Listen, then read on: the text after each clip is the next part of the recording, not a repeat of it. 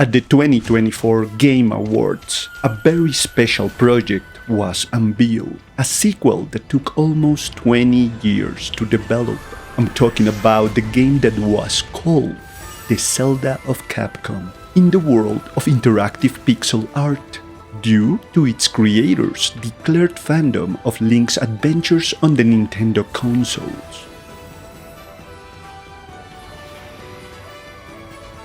This game, inspired by the Zelda saga, it's called OKAMI, and its sequel is now in full production under the direction of its original creator, the master, Hideki Kamiya. This news was a huge surprise that left me speechless. In fact, I was so stunned that I think I may need a maxillofacial surgery to close my mouth.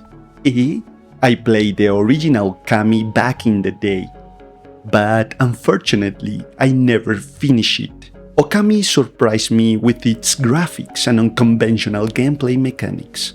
This title will go on to become a cult classic. The original OKAMI was released in 2006 for the PlayStation 2 by Clover Studio, a Capcom subsidiary. A Nintendo Wii version was also released in 2008. OKAMI is an action-adventure game where you control a quadrupedal, wolf-like character named Amaterasu. Its setting is in the old Japan, blending mythology and folklore from the land of the rising sun. Amaterasu is a Shinto sun goddess who took the form of a furry mammal to save Japan from darkness. What garnered much attention at the time was OKAMI's art style, design and artwork, which used cel shading to simulate watercolor paintings, evoking classic Japanese ink illustrations known as sumi-e and ukiyo-e. It is worth noting that Clover Studio was a pioneer in using cel shading, and of course, Capcom, the studio behind it, also contributed to the style, making games like Beautiful Joe and Automodelista are the first ones that come to my mind. I remember very well that OKAMI's stylized presentation had a very special kind of beauty for me.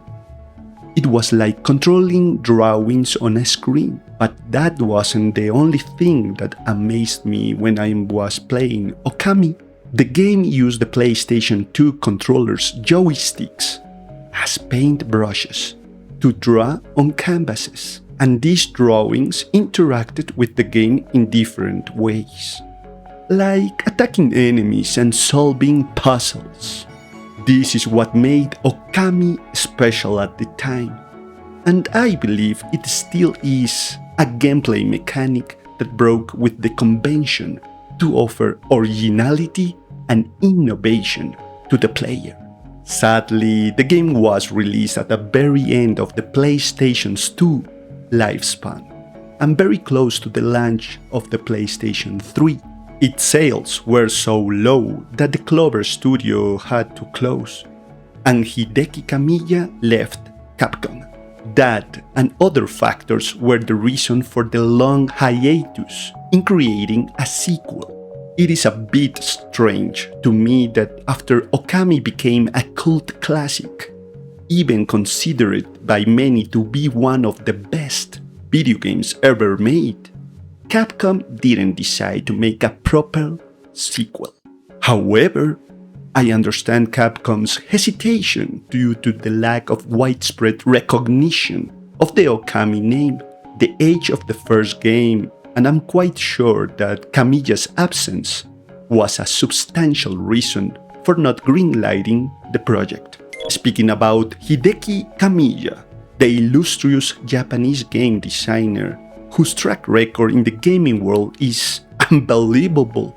For example, he was the director of Resident Evil 2 and the creator of Devil May Cry.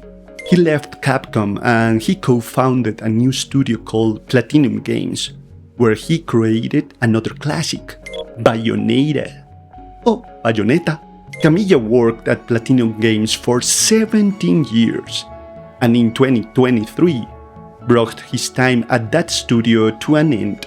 According to Kamiya, after announcing his departure from Platinum Games due to a lack of alignment with the studio's new creative philosophy, he had no idea what he would do next.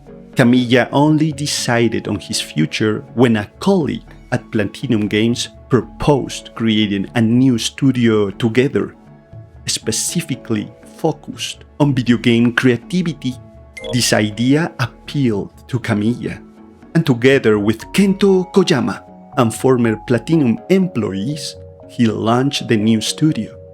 Kamiya's new studio is called Clovers, in honor of Capcom's legendary Clover Studio, in which Kamiya was part. Clovers, being an independent studio very different from Platinum Games, which had a link with Sega, the new studio could work on anything, and Kamiya approached some people close to Capcom to talk about the possibility of creating a sequel to Okami. Capcom looked favorably upon it, and with Kamiya at the helm of the project, that long-awaited green light finally shone from the sky, baby. The Okami sequel still doesn't have a release date, and only a concept trailer was being revealed. That's why I think the game has been in development for a few years, and honestly, they should take all the time they need. A classic like Okami carries a great responsibility. The only thing I ask is that they give the character voices, please. One tedious aspect of the original was the characters with dialogue only made one sound, and the text was incredibly long. So I hope they implement voices for the sequel, even if it's just in broken English like mine. If you are interested in playing the original Okami, there's an HD version on almost every platform. I recommend it. Okami is very amazing.